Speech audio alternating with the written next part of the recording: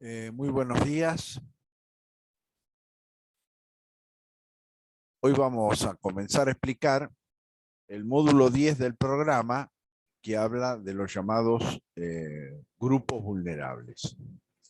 En principio, una novedad importante que va a incluir la reforma constitucional de 1994 es el reconocimiento de los grupos vulnerables. Esto se encuentra en el artículo 75, inciso 23 de la Constitución actual, en la cual justamente se hace referencia, digamos, a 4 grupos vulnerables en términos enunciativos: mujer, niños, niñas y adolescentes, personas con discapacidad y personas mayores. Y justamente la Constitución habilita al Congreso Nacional a dictar lo que se denominan acciones positivas, es decir, acciones, medidas legislativas que tiendan a superar esta situación de vulnerabilidad. Por otra parte, la Constitución reformada incorpora, como ya hemos visto, un cuarto principio de igualdad, que es el de igualdad de trato y de oportunidades. Este concepto de igualdad, denominado igualdad material, justamente está asociado al reconocimiento de grupos vulnerables. Esto es un cambio, digamos, de óptica constitucional muy importante, ya que la Constitución liberal decimonónica, aún con las reformas posteriores, bueno, mantenía un concepto de igualdad teórica, digamos, o igualdad que no se ajustaba al concepto de realidad. Igualdad ante la ley, igualdad ante las cargas públicas, igualdad frente a al acceso a los cargos públicos, por ejemplo, enunciados en el artículo 16 de la Constitución Nacional, parten de la idea de que todas las personas están en condiciones de igualdad, aunque esto no es lo que sucede en la realidad concreta. Hay que reconocer de que si bien también este concepto de igualdad es el que estuvo presente dentro del régimen civil hasta la última reforma, en el sentido de que justamente se establece el principio de que el contrato es ley entre las partes en la medida en que se entiende que esas partes están en condiciones de igualdad jurídica y por lo tanto pactan todo aquello que hace al interés mutuo, en condiciones de igualdad. Bueno, esto, como ya hemos visto, ha ido modificándose en legislación, en primer lugar, sobre todo inicialmente con el desarrollo del derecho del trabajo, que se desprendió del derecho civil, es decir, del contrato de servicios, para transformarse en una disciplina autónoma que justamente cuenta con normas de orden público que limitan el libre acuerdo entre las partes. Por ejemplo, en materia laboral registrada, ¿no? Siempre tengan ustedes en cuenta esto, relaciones laborales registradas, si yo acepto un acuerdo con el empleador sin intervención de un órgano judicial o un órgano administrativo del Poder Ejecutivo, en el caso del Ministerio de Trabajo, en principio ese acuerdo no salda la situación jurídica, porque si yo he cobrado menos de mi derecho, entonces en esa condición yo puedo reclamar la diferencia, cosa que en el orden civil, en principio, si yo acuerdo recibir capital sin hacer reserva de intereses, o recibo el monto en concepto de capital sin hacer reserva ninguna de intereses, evidentemente eso representa la cancelación de la deuda. Se parte de ese principio de que en última instancia mi voluntad fue, bueno, cobrar solo el capital. Bueno, esas relaciones, además lo vimos luego, se acentuaron con la reforma constitucional de 1994 también, particularmente con lo que se denomina las relaciones de consumo, a las cuales ya nos hemos referido. Esa relación de consumo está reconociendo una desigualdad jurídica entre partes, en la cual el proveedor del servicio o del producto está en una situación privilegiada frente al usuario o al consumidor. Y por lo tanto la ley establece una serie de responsabilidades objetivas con relación al prestador del servicio o a quien ofrece el producto frente al consumidor que está en una situación de disminución, de debilidad desde el punto de vista jurídico. Esto en términos particulares que se ha visto en la evolución del derecho argentino, primero con el derecho del trabajo y luego con la relación de consumo, bueno, está reconocida en términos generales en el artículo 75, inciso 23. Hay grupos vulnerables. Por supuesto, ¿qué significa grupo vulnerable? Un grupo que se encuentra en situación desventajosa, jurídica o social, y que evidentemente frente a esa desventaja se hace constitucionalmente legítimo establecer leyes que generen de algún modo privilegios relativos a fin de que esa vulnerabilidad sea superada. El caso que además tiene reconocimiento cuando lo hablamos de derechos políticos, en el artículo 37, última parte de la Constitución Nacional, justamente habilita una de las acciones positivas que ya existían antes de la reforma de 1994, que era la vinculada con la presencia obligatoria de una mujer entre tres candidatos en las listas de candidatos de carácter colectivo, partiendo de la Cámara de Diputados. Entonces, en esa llamada lista sábana, en la que figuran la totalidad de los postulados, debe haber una mujer cada tres candidatos.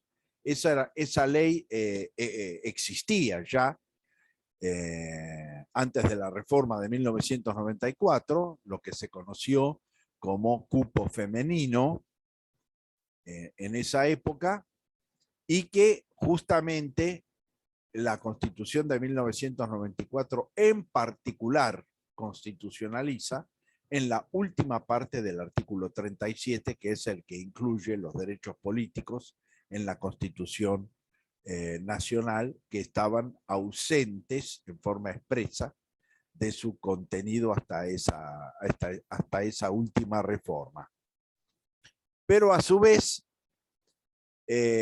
hay que tener en cuenta que ese enunciado del artículo 75, inciso 23, tiene ese carácter enunciativo.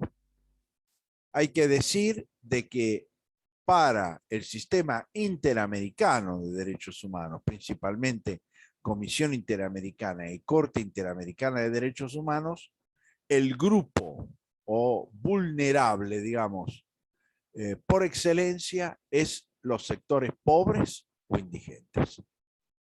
Es decir, que la pobreza y la indigencia son un factor de vulnerabilidad conforme al sistema interamericano, así lo ha expresado la Corte en diversos fallos, así lo ha destacado la Comisión Interamericana en diversas resoluciones.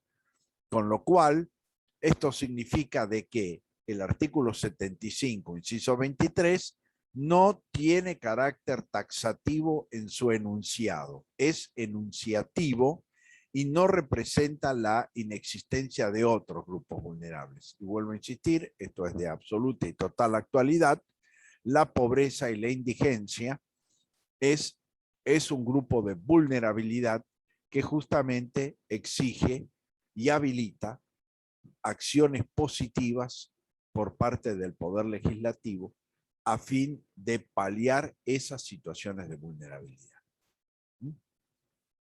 Con lo cual, en principio, hay que afirmar de que estos dos principios, reconocimiento de grupos vulnerables, habilitación de acciones positivas, incorporación de la igualdad de trato y de oportunidades, son, digamos, tres escalones dentro de ese proceso de reconocimiento de la desigualdad material, de la existencia de desigualdad material. Hay que decir que la acción positiva termina perdiendo legitimidad constitucional en la medida en que la situación de vulnerabilidad se supera, queda superada. Voy a volver al ejemplo del cupo femenino. Ese cupo femenino, ¿qué intentaba? Bueno, que la mujer ingresara dentro de las candidaturas de carácter colectivo y tuviera participación e intervención en las mismas. ¿Cuál ha sido la experiencia? Vuelvo a insistir, hasta hace muy poco tiempo, es decir, una experiencia de más de 15 años de esa ley, que la práctica social y política no superó el límite establecido por la legislación. Es decir, que no se llegó como práctica política y social a un cierto equilibrio entre hombres y mujeres en la representación política colectiva. En una primera época había que controlar el estricto cumplimiento de la norma, primero. En segundo lugar, en general, la mujer ocupaba en dichas listas el tercer puesto, tercero, sexto, noveno, 12º, y así sucesivamente. Eso que reflejó en la práctica. Si ustedes advierten el número de mujeres en la Cámara de Diputados de la Nación, no es del 33% ni próxima al 33%, es alrededor del 23% del total de mujeres en la Cámara. Entonces, ¿esto qué refleja? Que justamente la mujer ocupaba ese último peldaño dentro de las tres candidaturas. Y esto hacía en la práctica de que si entraban 5 candidatos de una lista, eran 4 hombres y una mujer. Es decir, que si entraba un número impar por sobre la presencia de la mujer, y bueno, siempre eran más hombres. Y esto se reflejó en la práctica. ¿Esto a qué llevó? A que la legislación positiva estableció la paridad. Un candidato mujer, un candidato hombre. Un candidato hombre, un candidato mujer. Es decir, una presencia del 50%. Uno puede decir, bueno, ¿por qué esa legitimidad? Porque la práctica no permitió un desarrollo hacia un determinado equilibrio. Eso no se produjo y como consecuencia de eso, entonces la acción positiva avanzó sobre esa situación estableciendo el equilibrio. Un candidato mujer, un candidato hombre en las listas legislativas. Bueno, esto justamente es lo que zanja también un largo debate que desde el punto de vista sobre todo del derecho civil se denominaba a las acciones positivas discriminación positiva. En realidad la Constitución distingue discriminación, que siempre tiene contenido negativo, con acción positiva, que es una distinción establecida legislativamente a fin de superar una situación de discriminación existente, por ejemplo. Por eso la Constitución claramente distingue discriminación de acción positiva y no confunde los términos. Discriminación siempre es un contenido negativo. Si hay discriminación por sexo, si hay discriminación por género, si hay discriminación por raza, si hay discriminación por condición económica, etcétera, etcétera, etcétera. Bueno, todo eso son siempre contenido negativo y está prohibido. Lo que está habilitada es la acción positiva, que justamente lo que pretende es crear una vía legislativa que ayude a superar esa posición de discriminación, que en este caso era una discriminación en relación al sexo en la participación de cargos electivos. Entonces, en ese sentido, para la Constitución es clara la diferencia entre discriminación y acción positiva. Y así lo denomina la Constitución en el artículo 65, inciso 23.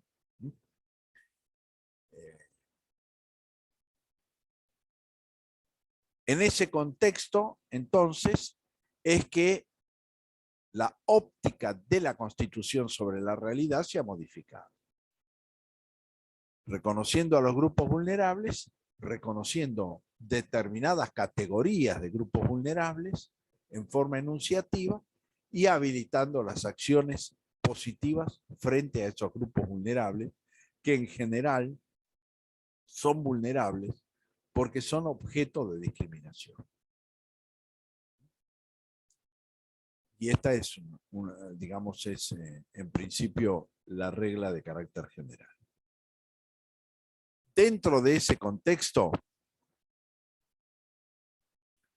la Constitución ha incorporado el tratamiento específico de esos grupos vulnerables. En principio, en el propio texto de la Constitución, a través de la incorporación en el artículo 75, inciso 17, de los pueblos indígenas, lo que representa, digamos, la protección de los pueblos indígenas. Pero a su vez, a través de los tratados jerarquizados, constitucionalmente, Convención para la Eliminación de toda forma de discriminación contra la mujer, por ejemplo, Convención Internacional de los Derechos del Niño y la Convención de los Derechos de las Personas con Discapacidad. Y a su vez, la República Argentina es parte de la Convención Interamericana de Derechos de las Personas, de los adultos mayores. Con lo cual, ya hay una normativa dentro del derecho interno que aborda, digamos, y refuerza esta conceptualización básica y general a la que he hecho referencia.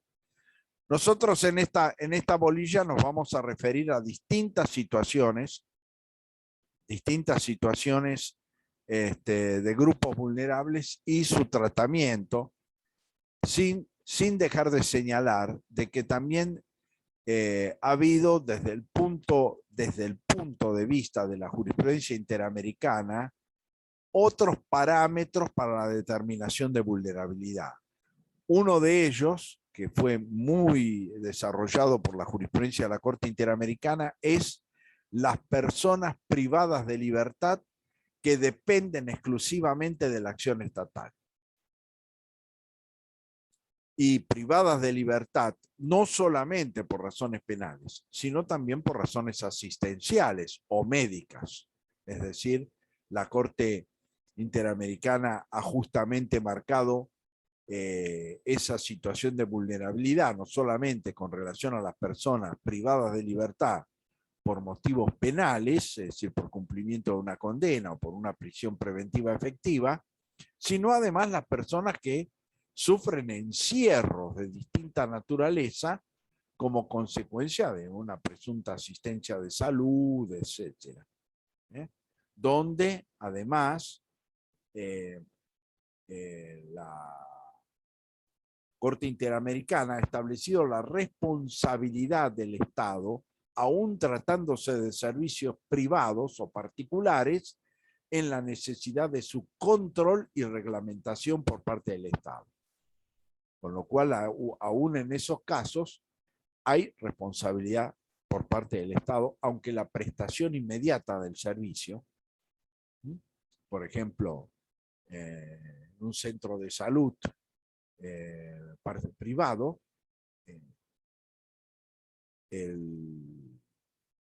la violación se cumpla inicialmente por parte de los prestadores del servicio. El Estado, y ha dicho así la Corte, tiene la responsabilidad de controlar y reglamentar esos servicios para que esas violaciones no se generen.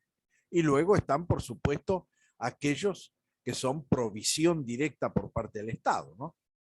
Un hospital psiquiátrico estatal, las unidades penitenciarias que responden al Estado federal y a los estados provinciales. Bueno, porque estamos hablando de Estado en término amplio, ¿no? Estado nacional, Estado provincial o Estado municipal. Tienen también responsabilidad. ¿Y cuál es el factor de vulnerabilidad? Que en principio esa persona privada de libertad y carente de potestad ambulatoria está bajo la dependencia exclusiva de parte del Estado. Es decir, una persona privada de libertad en una unidad penitenciaria no es atendida adecuadamente por su salud, evidentemente no es que se puede ir a otro médico o puede consultar otro centro de atención médica, no, queda sujeto a esa situación. Bueno, esto ha sido calificado también como grupo vulnerable por la Corte Interamericana, con lo cual vuelvo a insistir que el concepto de vulnerabilidad justamente es el que establece la existencia de situaciones de discriminación de diverso tipo o la dependencia exclusiva, por ejemplo, del accionar del Estado para la cobertura de determinados derechos. Entonces, este concepto también de vulnerabilidad es un concepto amplio y un concepto dinámico, aunque prima facie está vinculado con principios de discriminación, porque es lo que también ha sido, digamos, la tradición social. Bueno, la persona enferma mental, la persona privada de libertad, bueno, es generalmente colocada en un segundo o en un tercer plano, tanto en el reconocimiento como persona como en el ejercicio de sus derechos. Entonces, en la mayoría de los casos, la vulnerabilidad está muy fuertemente asociada al concepto de discriminación. Bueno, vamos a entrar a analizar fundamentalmente el concepto, digamos, de los llamados pueblos indígenas en la Constitución inicialmente, aunque el sistema interamericano y el sistema internacional de derechos humanos habla de pueblos indígenas. Nuestra Constitución los denomina así, en el artículo 75, inciso 17, al reconocer su preexistencia étnica. Es decir, habla de la preexistencia étnica de los pueblos indígenas. Es decir, que preexistieron a la sociedad actual y que son anteriores.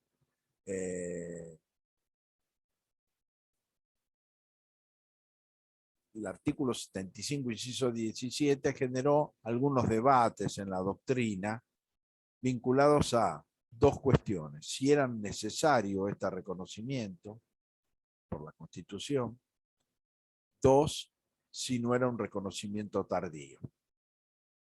Bueno, evidentemente lo primero es, bueno, que la Constitución histórica de la Argentina refería a los pueblos indígenas en relación a su derecho a ser evangelizados. Entonces, en general, bueno, hay quienes esto lo interpretan en un sentido amplio, con lo cual abarcaría la posibilidad de acceso a otros derechos, y otros lo entienden como una cuestión absolutamente restringida, que habla sobre todo con aspectos de la fe o aspectos religiosos, que evidentemente chocarían con la evangelización. Después vamos a ver que entre esos derechos que se les reconocen, sobre todo en el ámbito de la evolución internacional, respecto a los derechos de los pueblos indígenas, bueno, uno de los fundamentales es la preservación de sus costumbres, su cultura, y por lo tanto su visión del mundo y su propia religión.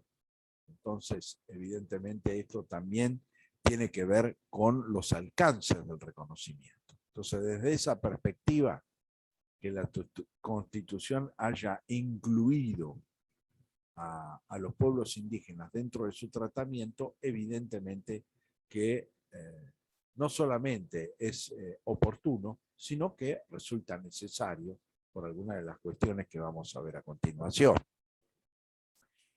Pero por otro lado, si bien se habla de pueblos indígenas en el primer párrafo del inciso 17, luego se hace referencia, digamos, sobre todo al concepto de comunidad.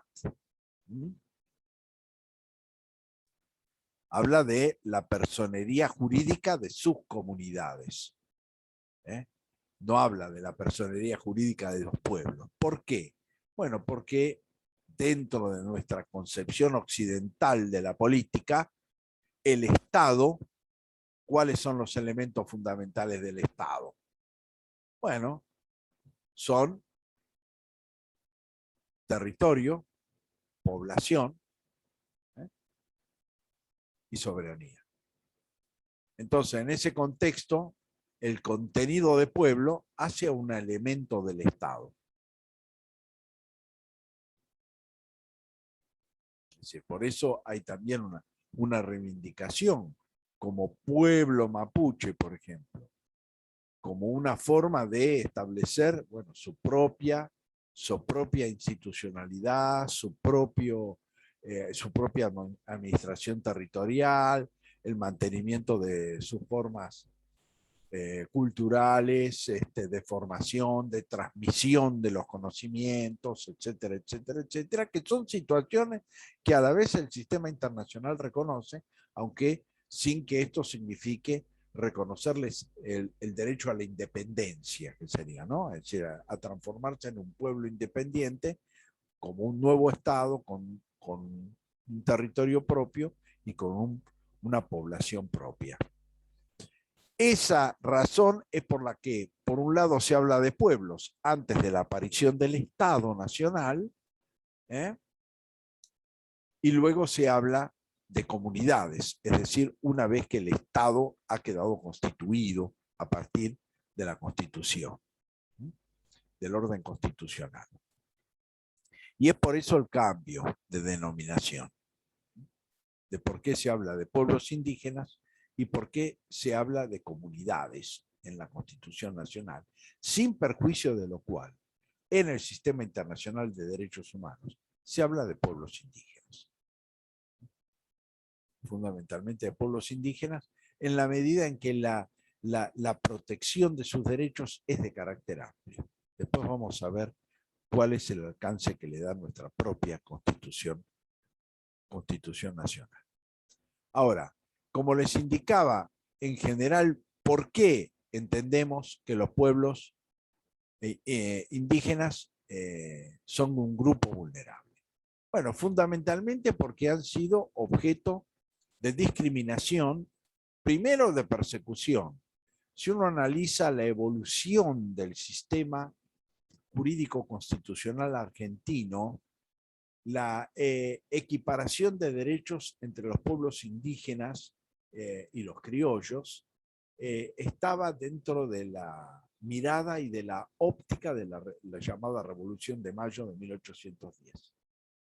Se eliminaron formas vinculadas con la explotación, el yanaconago, la mita, etc. Se eliminaron aportes desde el punto de vista de cargas, impuestos sobre esas comunidades, y a su vez el proyecto constitucional de 1819 habla de la equiparación de derechos de esas poblaciones indígenas. en general. Esta situación a partir de ese momento se va a modificar y va a desaparecer ese tratamiento original de la primera década del proceso revolucionario argentino y de independencia,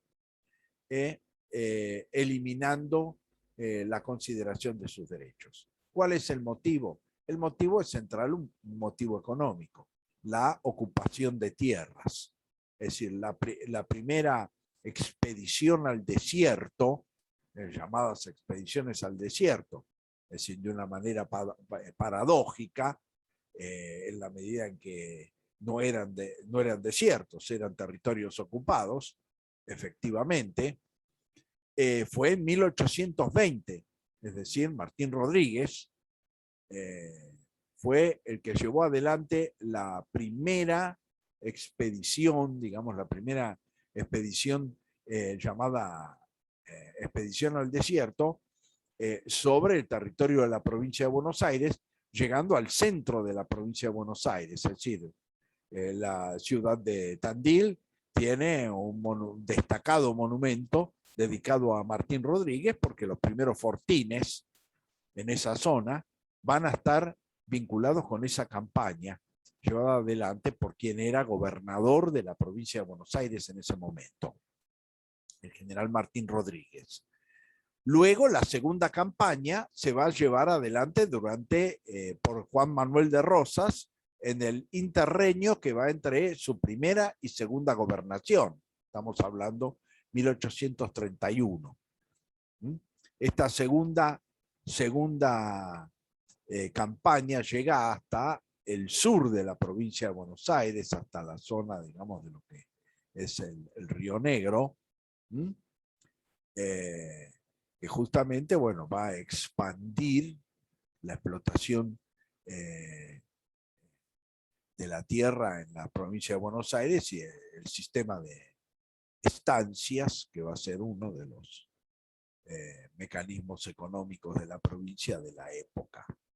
Pero a su vez, después va a llegar la tercera campaña, 1879, Julio Argentino Roca, y ya va a significar, digamos, el avance hacia el sur del territorio nacional.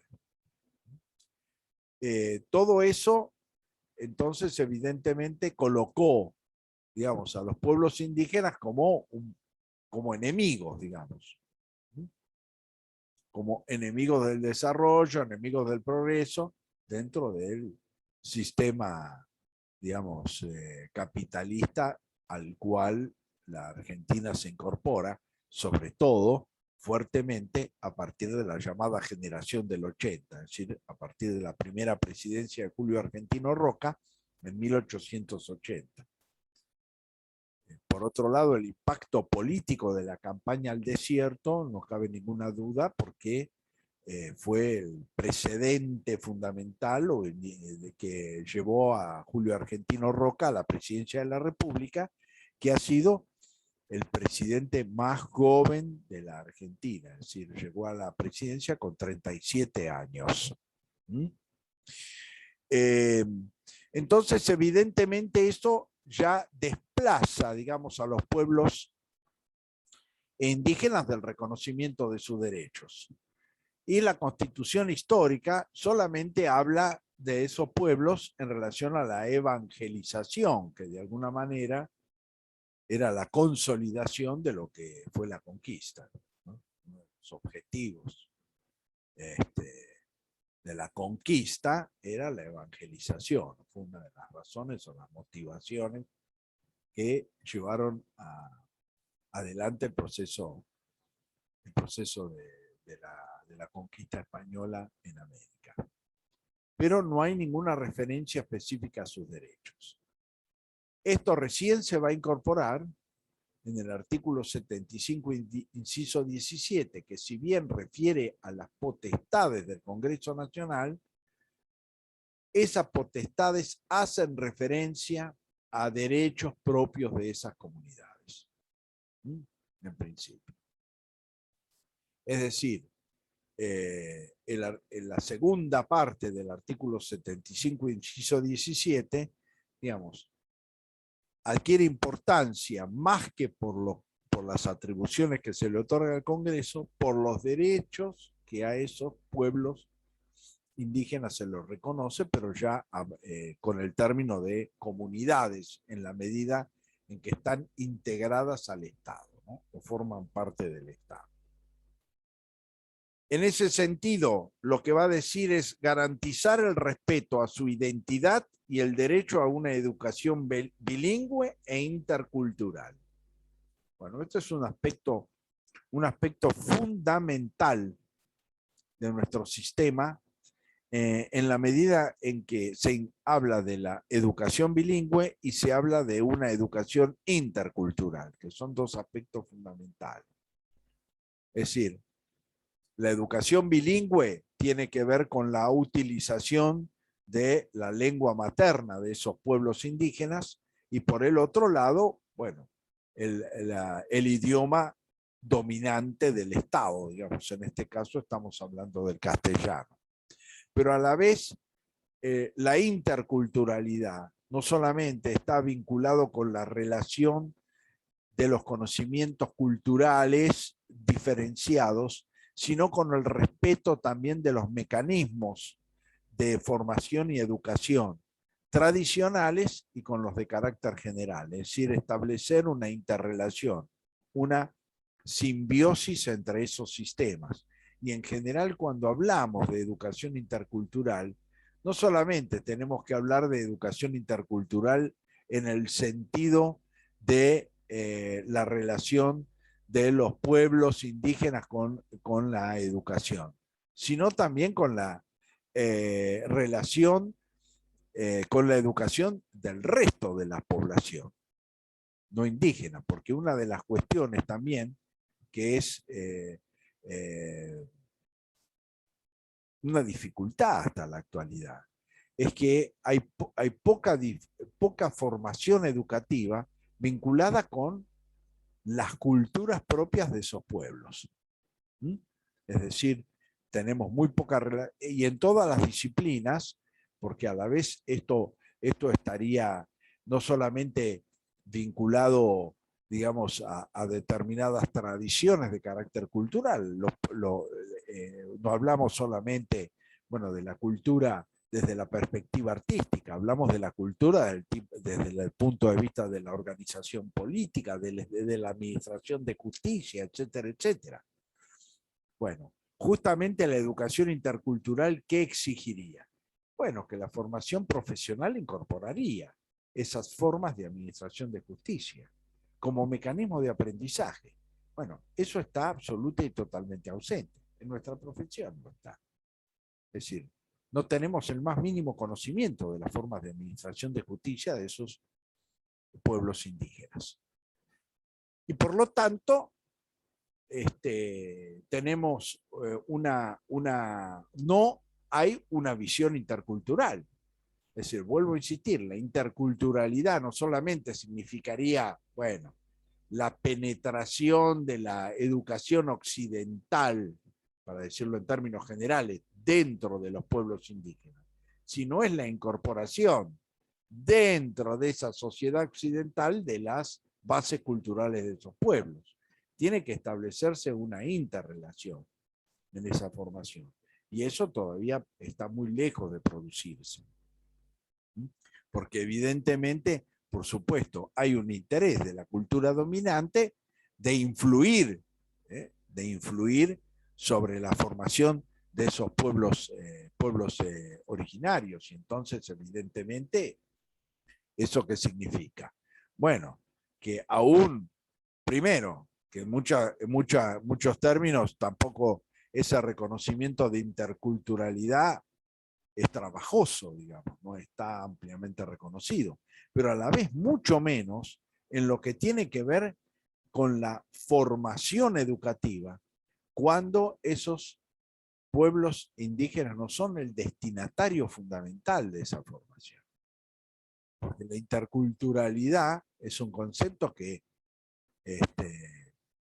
digamos, tiene que tener un funcionamiento dialéctico y debe impregnar a todos los componentes de la sociedad y no a un determinado sector al cual de alguna manera se se pretende adaptar a las reglas de un régimen y de un sistema que no les es propio.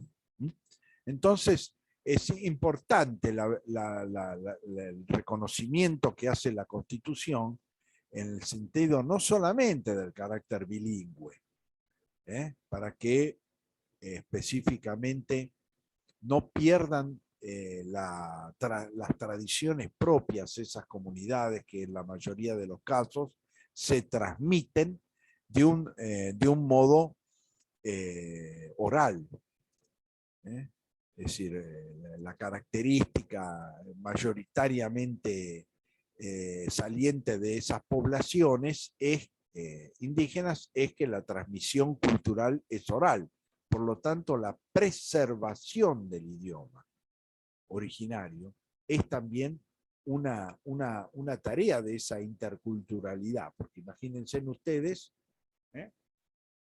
pasa a cualquiera que se ha ido, por ejemplo, qué sé yo, a vivir unos años a Inglaterra, por ejemplo, o a Estados Unidos, evidentemente no ha seguido hablando el castellano.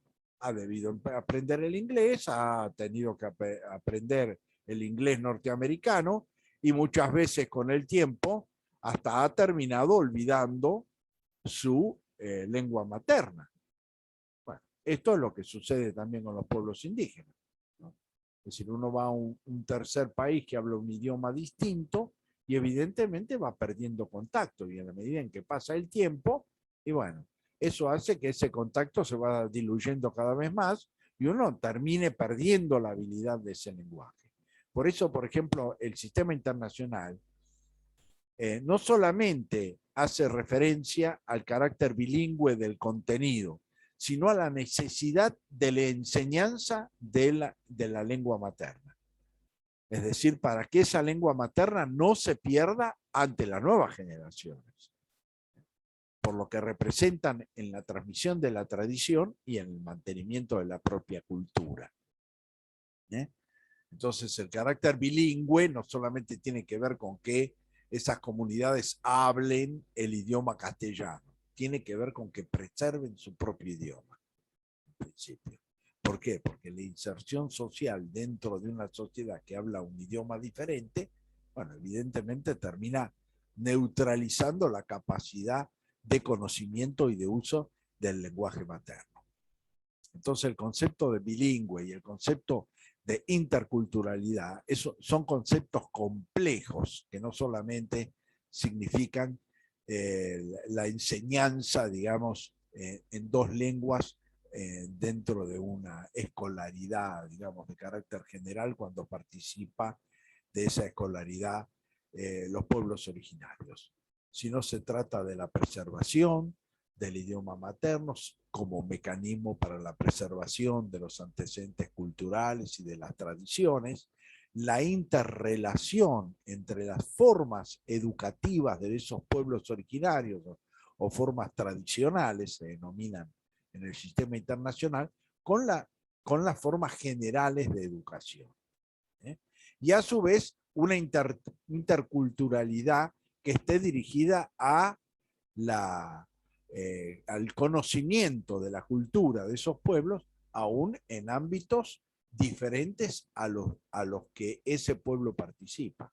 Porque la interculturalidad no solamente tiene que ver, no es solamente una relación de ida, ¿no?, entre pueblos originarios y mundo occidental, sino también es uno de vuelta, el mundo occidental a los pueblos originarios.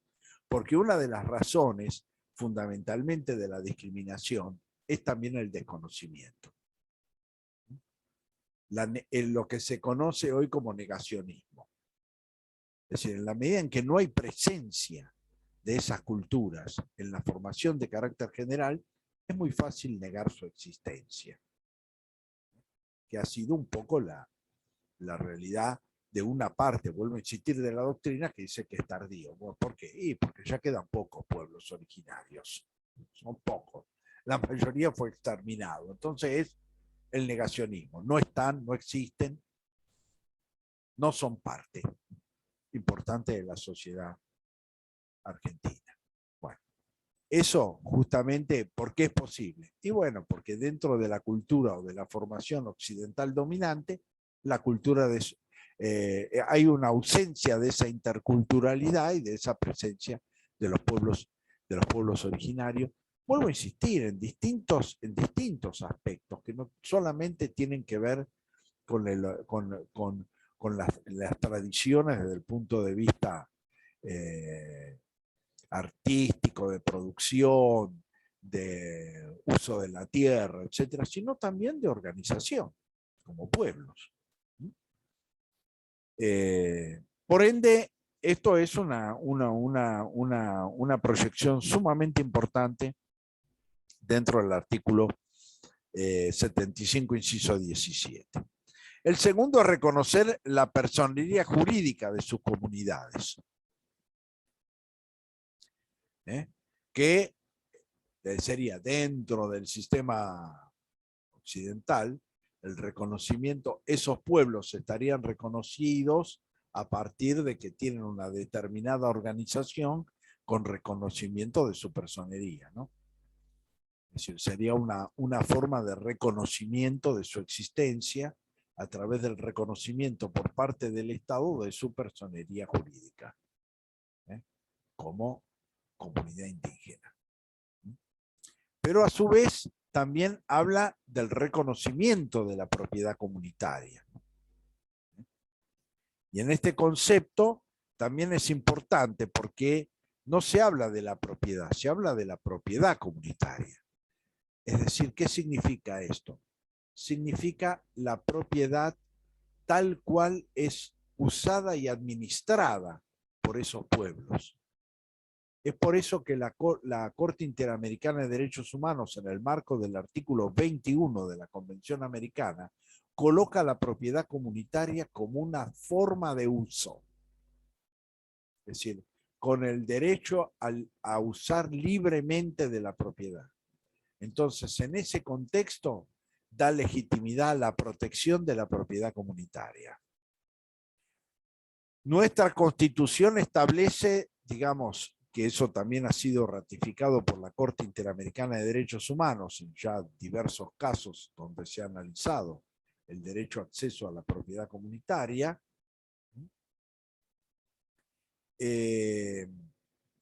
ha reconocido que esa propiedad no se adquiere por los mecanismos o las formas, es decir, el derecho a la propiedad comunitaria, no se adquiere por las formas propias de la propiedad privada. Es decir, nuestro mecanismo constitucional y legal establece dos formas de adquisición. Una inicial, que es la posesión, y otra que perfecciona, que es el título. Posesión y título son los dos elementos propios de la propiedad.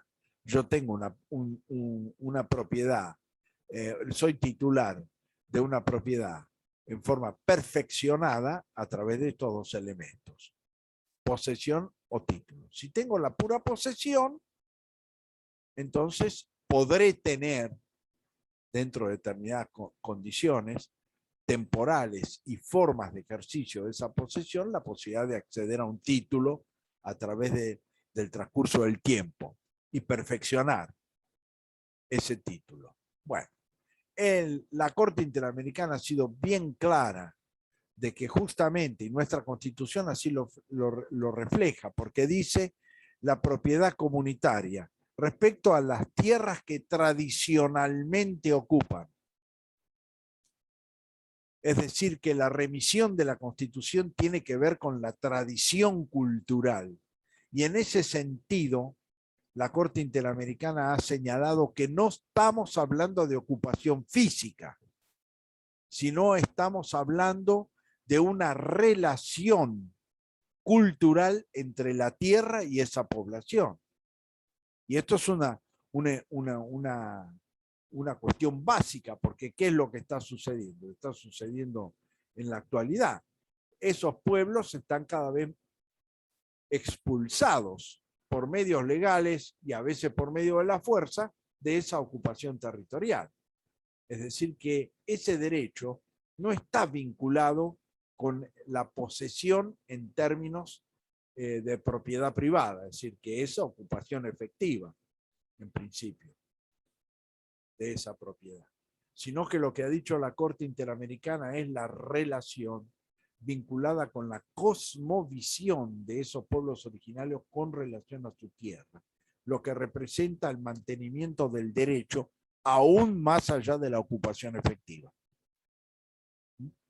Y esto de alguna manera se trasluce en el texto constitucional cuando habla de lo que tradicionalmente ocupan, No es que dice que están ocupando, dice que tradicionalmente ocupan, con lo cual hay una remisión al concepto de ocupación vinculado con la tradición de ese pueblo. Esta es una cuestión. El segundo aspecto que también tiene que ver con el derecho a la propiedad es la segunda alternativa. Es otras tierras que estén aptas para el desarrollo humano. Es decir, que sean aptas para que esos pueblos indígenas, conforme sus hábitos culturales, de vida, etcétera, puedan eventualmente llevarlas adelante, ¿no es cierto? Es decir, estamos hablando de aptas para el desarrollo humano, que en última instancia volvemos al concepto de desarrollo humano que está en el artículo 41 de la Constitución Nacional, cuando habla de medio ambiente sano. Bueno, en este caso está además reforzado por un hecho básico, que era que generalmente la tradición, y una de las tradiciones fundamentales para diezmar poblaciones o eventualmente desculturalizarlas, ha sido llevarlas a lo que se llaman las reservaciones, a territorios que son hostiles a sus propios hábitos culturales. Y entonces, evidentemente, son formas por las cuales se va generando, digamos, un proceso de desculturización. Por ejemplo, la utilización de mujeres indígenas, por ejemplo, en las tareas del hogar, como trabajadoras del hogar. ¿Y eso qué significaba? Bueno, traspolar de su ámbito cultural a otro total y absolutamente diferente. Entonces eso va generando un proceso de desculturización también. Y uno de ellos es el territorial. Llevarlo a reservaciones o ámbitos territoriales que no se corresponden con sus propios hábitos. Es decir, durante la colonia, en la época de la colonia, digamos, estamos hablando del siglo XVIII, por ejemplo, ustedes saben que en el Gran Buenos Aires hay una ciudad que se llama Quilmes, una localidad que se llama Quilmes. ¿Saben por qué se llama Quilmes? Porque a ese lugar fueron trasladados desde Tucumán los Quilmes a esa zona. Con lo cual fueron absolutamente diezmados, no solamente por el traslado, sino porque además el ámbito geográfico era totalmente distinto al propio en el cual desarrollaban su vida, su organización social, su organización política y las formas de alimentación y procesamiento de los productos. Bueno, entonces, esas son prácticas que generalmente, que es de alguna manera también lo que se señalaba con la cuestión de la evangelización, que era de alguna manera una forma de imposición de una cultura distinta, diferente a la propia. Bueno, entonces la cuestión territorial también tiene una gran importancia, no solamente por la relación propia que esos pueblos indígenas tienen con la propiedad, que a la vez justamente es propiedad comunitaria, porque es de producción comunitaria y de administración comunitaria, no de administración y producción privada, por eso llevan ese nombre, pero a su vez, y eso se ha indicado muchas veces, que cada una de esos pueblos indígenas tienen características diferenciadas, con lo cual tampoco se trata de imponer una forma de uso comunitario que sea común a todos, porque hay que respetar, digamos, las características de uso de cada uno de esos pueblos, evidentemente. Es decir, que por eso tampoco se puede llevar a un régimen que sea homogéneo, o sea, total y absolutamente homogéneo, porque representaría aún la imposición de una forma de administración comunitaria de un pueblo sobre los restantes. Entonces, eso tiene que tener un claro dinamismo en la medida en que justamente se trata a su vez de que esas tierras comunitarias puedan ser administradas conforme sus tradiciones por cada uno de esos pueblos, que pueden ser, por supuesto, formas diferenciadas o distintivas. Bueno, otra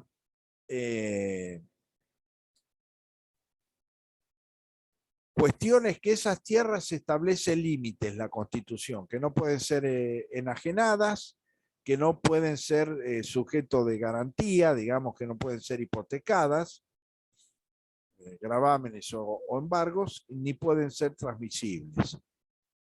Es decir, que no se pueden gravar, no se pueden vender. ¿Cuál es el objetivo? Bueno, ese también hay una parte de la doctrina que lo ha criticado, digamos, porque ha generado un límite a la posibilidad de que esas tierras, por ejemplo, fuesen dadas en garantía y como consecuencia de ello esos pueblos originarios obtuvieran créditos para la explotación y la administración de esas tierras. Lo cierto es que esas limitaciones justamente están dadas como reafirmación del carácter comunitario de esa propiedad. ¿Por qué? Porque, vuelvo a insistir, el reconocimiento como personería jurídica representa que esos pueblos tienen una base de organización propia, de autoridades, de mecanismos de decisión, etcétera, que hacen al reconocimiento de esa personería jurídica. Y por lo tanto el riesgo está dado por la posibilidad de que esas mismas autoridades terminen enajenando, vendiendo una tierra que es de propiedad común, que es propiedad de la totalidad del pueblo, ¿no? Indígena. Entonces esa es la razón de las restricciones que se han fijado, los motivos que utilizó el constituyente para justificar esas limitaciones. Además, la segunda es que, bueno, la idea primigénica es que esas tierras sean de uso efectivo por parte de las comunidades. Es decir, que no se trate de un instrumento de negociación o de especulación inmobiliaria, para decirlo de alguna manera, sino de reconocimiento de sus derechos tradicionales y como consecuencia de ello que el objetivo primordial es que esas comunidades hagan uso, utilicen esas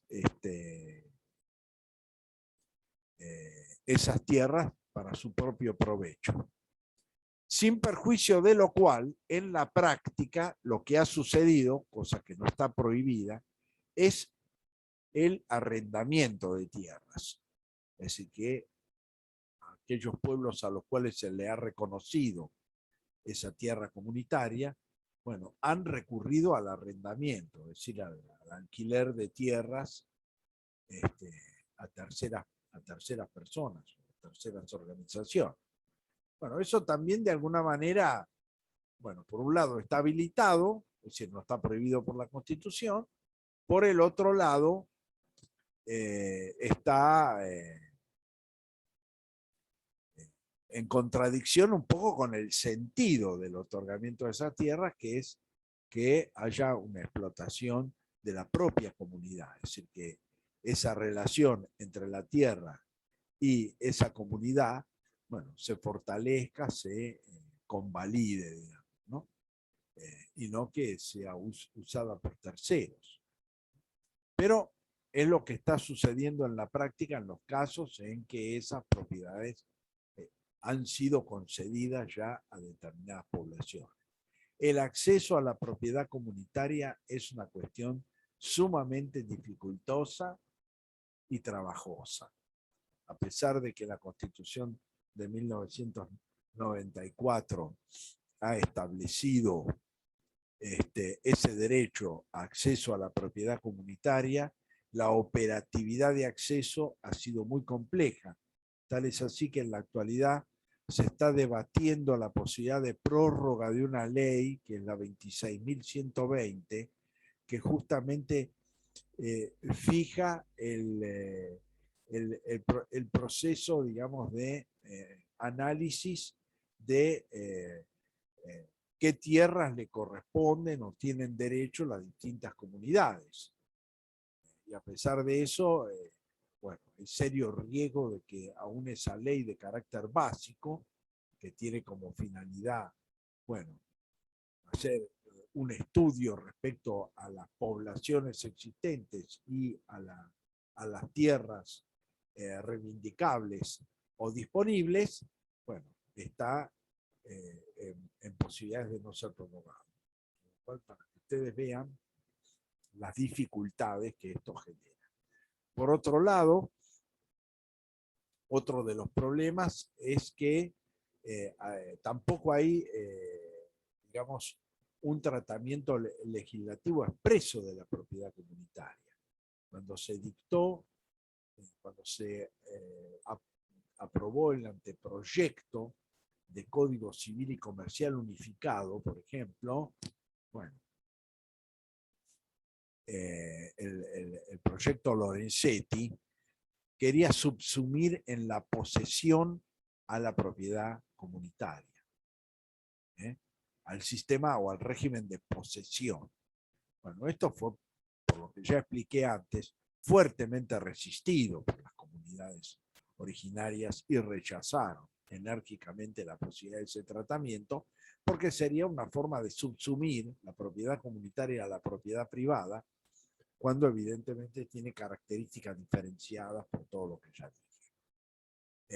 Y por lo tanto, la ley de aprobación del Código Civil y Comercial Unificado, bueno, hace una remisión al dictado de una ley especial en materia de propiedad comunitaria, que todavía tampoco está sancionada. Así que también esto ha generado otra inseguridad jurídica, es decir, que no hay un dispositivo legal expreso que determine las características de la propiedad, la asignación de la propiedad, etcétera, etcétera, mecanismos de acceso. Bueno, todo eso no está debidamente legislado y por lo tanto también dificulta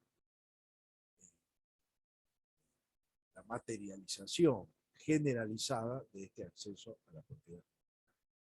Vuelvo a insistir de que evidentemente, bueno, así lo ha señalado la Corte Interamericana y está presente en el artículo 75, inciso 17, el Estado tiene, bueno,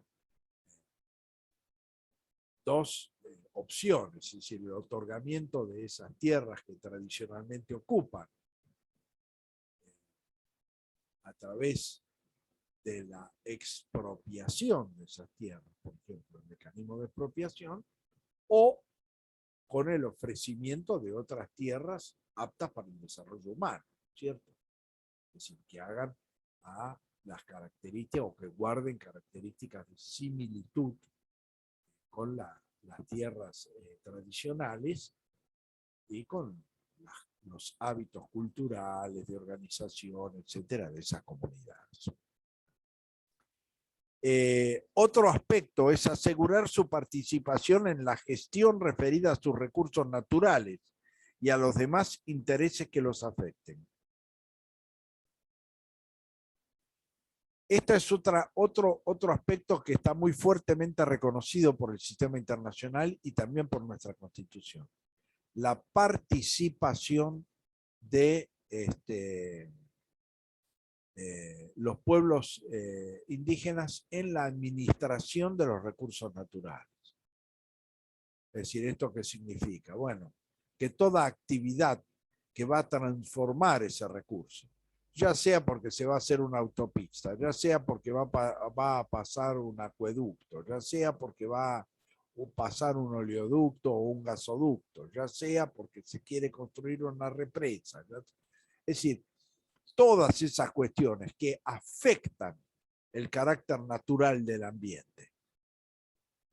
Pues yo digo, bueno, transformar una calle de tierra en una ruta, por ejemplo, es una transformación ambiental, porque va a haber nuevos ruidos, va a haber polución, va a haber distintos factores, ¿no?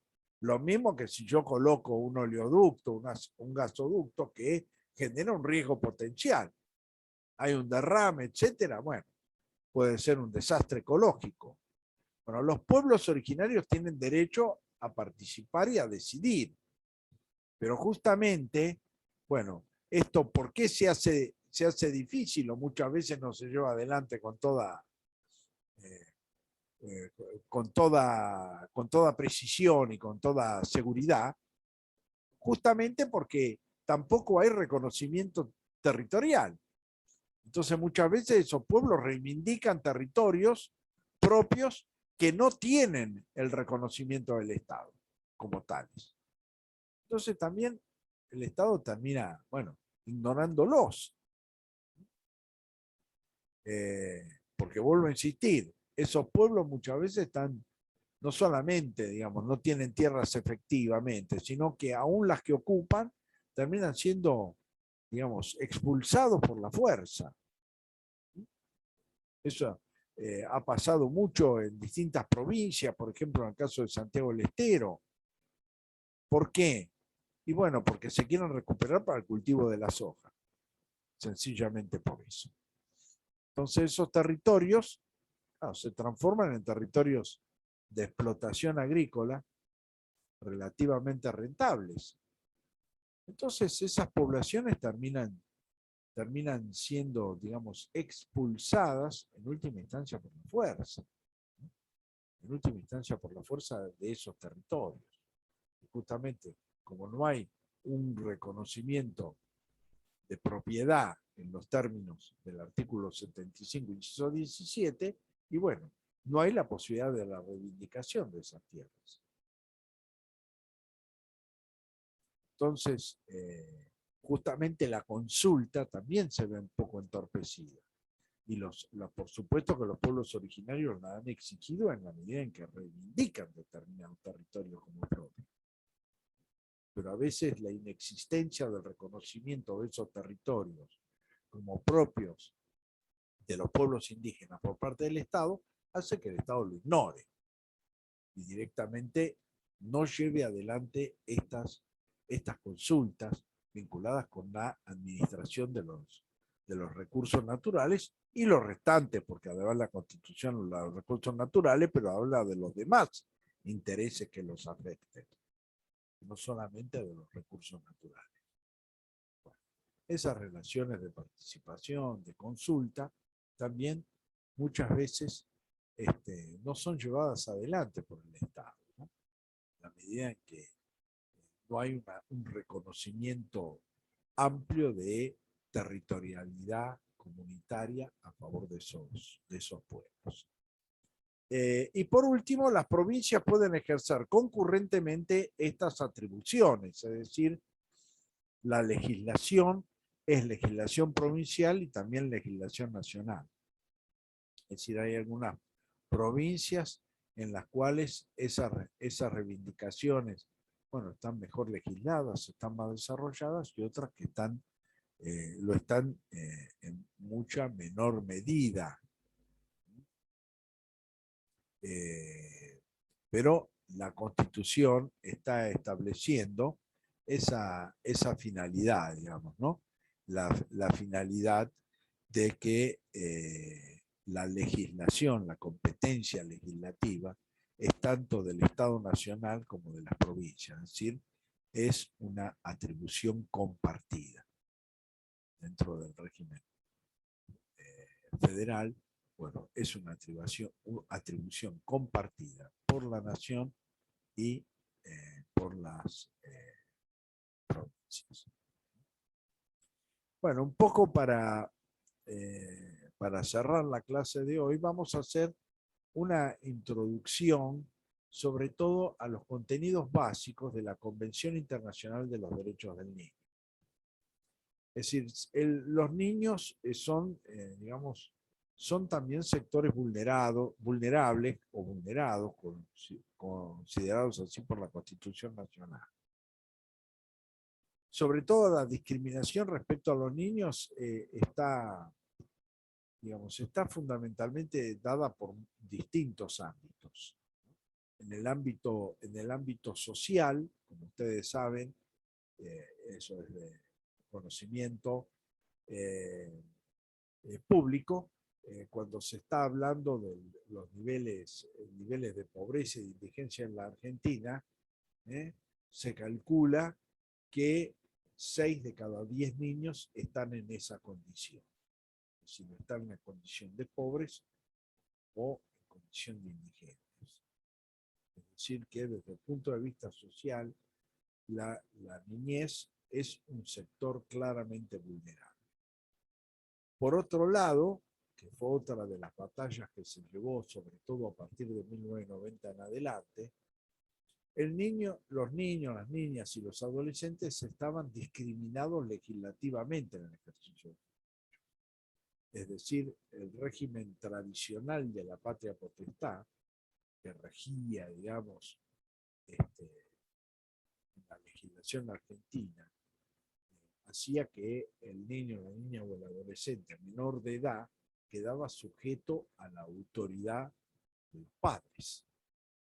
Y fundamentalmente tenía, digamos, muy pocos espacios en los cuales podía generar autonomía a partir de determinada edad en relación al trabajo, en relación a la posibilidad de contraer matrimonio y emanciparse, aún siendo menor de edad, pero en muchos casos con la necesidad de contar con la autorización de los padres para hacerlo, o directamente cuando los padres otorgaban la emancipación a ese niño o esa niña, esa adolescente, la emancipaban y la transformaban, digamos, en sujeto pleno de derechos. Bueno, esa situación justamente es una de las situaciones que más fuertemente ataca la Convención de Derechos Humanos. Es decir, al niño, como se ha dicho, como sujeto de derecho y no como un objeto del derecho.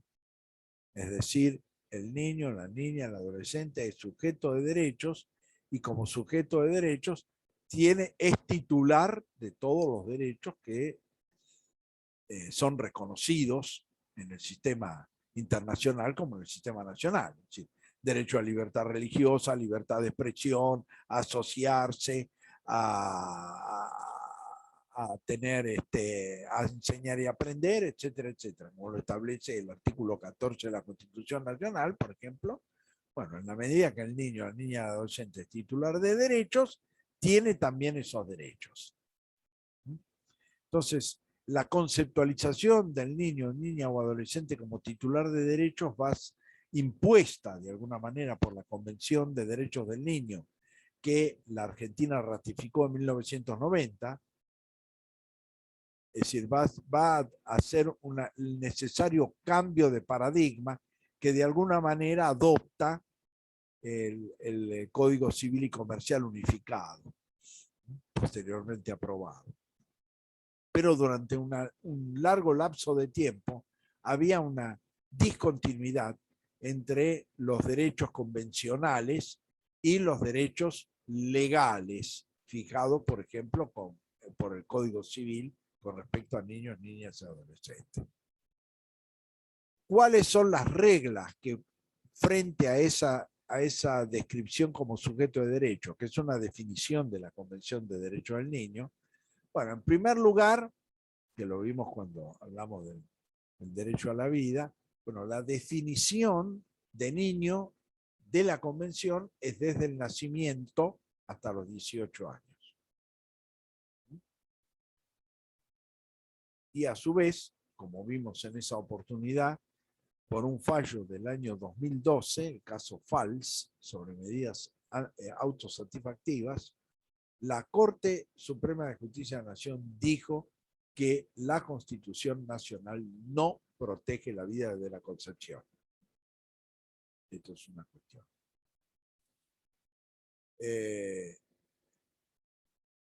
Por lo tanto, bueno, estamos frente a esa situación, a esa definición de la Convención, y estamos ante ese reconocimiento jurisprudencial de la Corte, que de alguna manera fortalece la idea de que hablamos de niño desde el momento del nacimiento, inicialmente.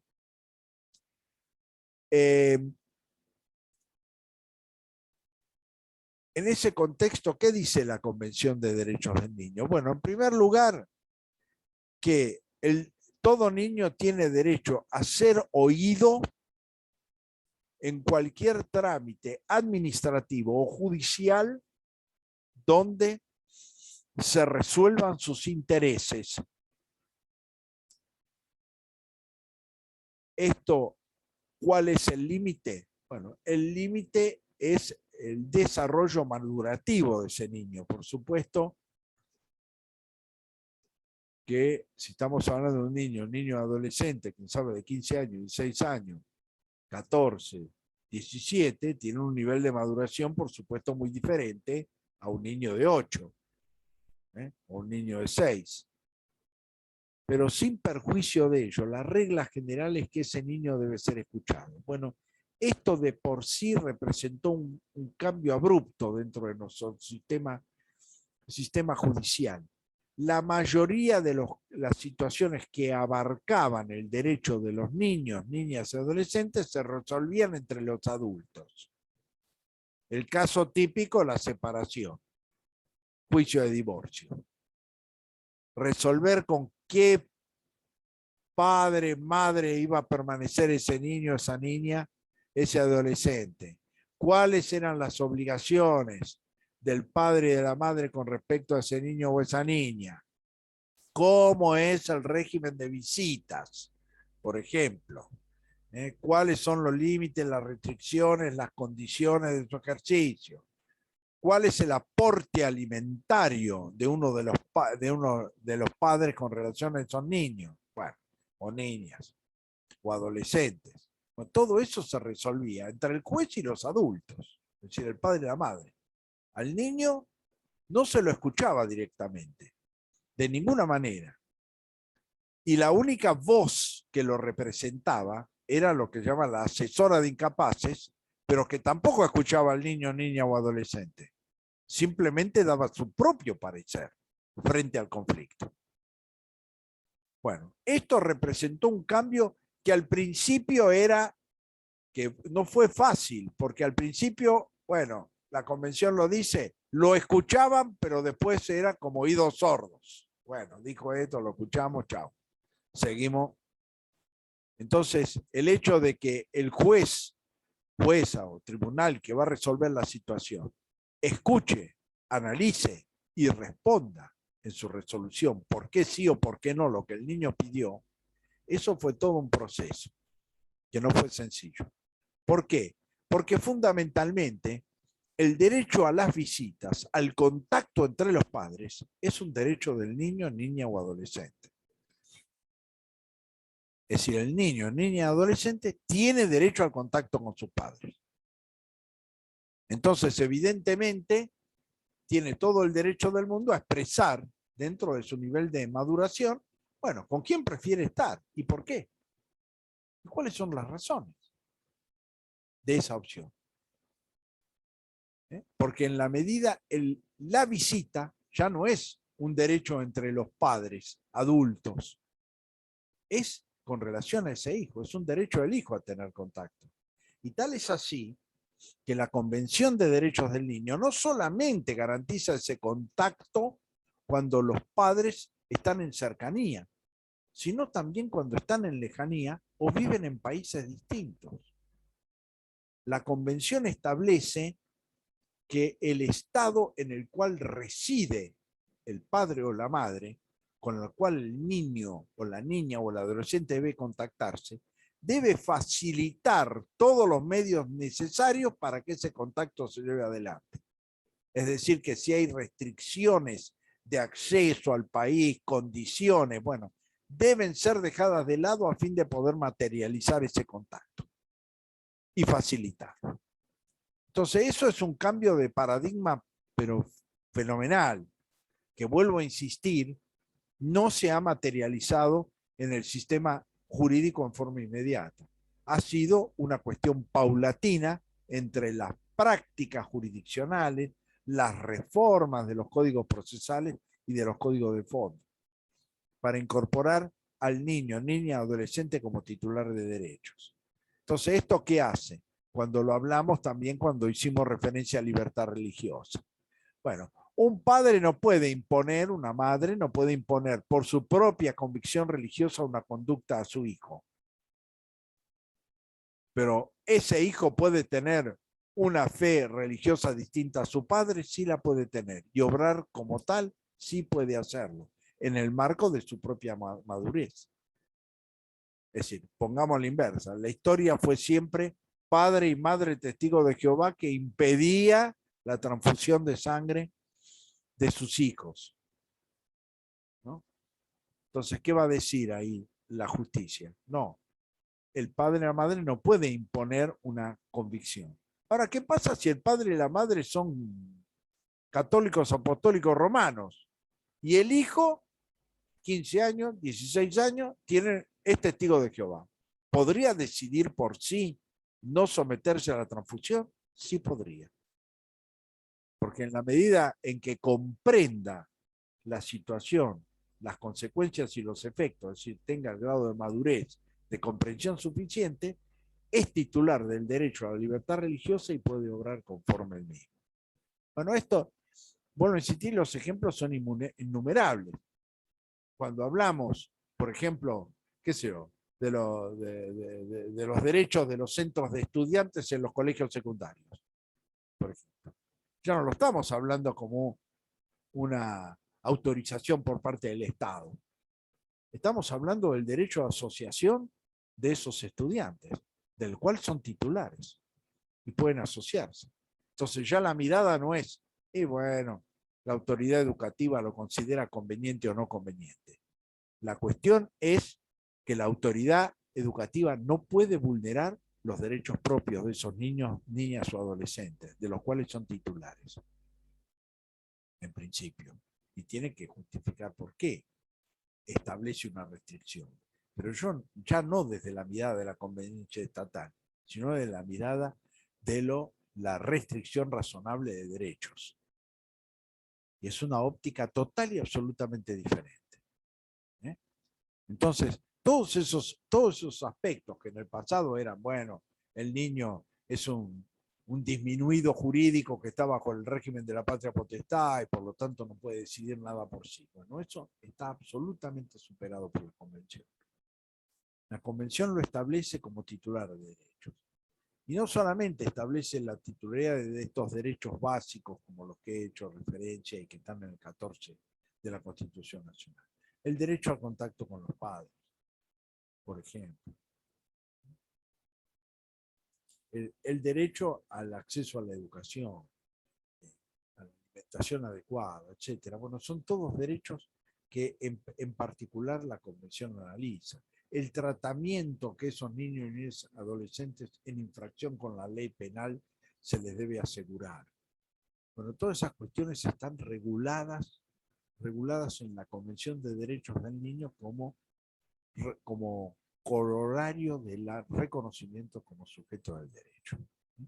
Bueno, dejamos acá en la clase de mañana, entonces vamos a seguir viendo el tema en particular de los derechos del niño, del tema de las mujeres y de los discapacitados, las personas con discapacidad.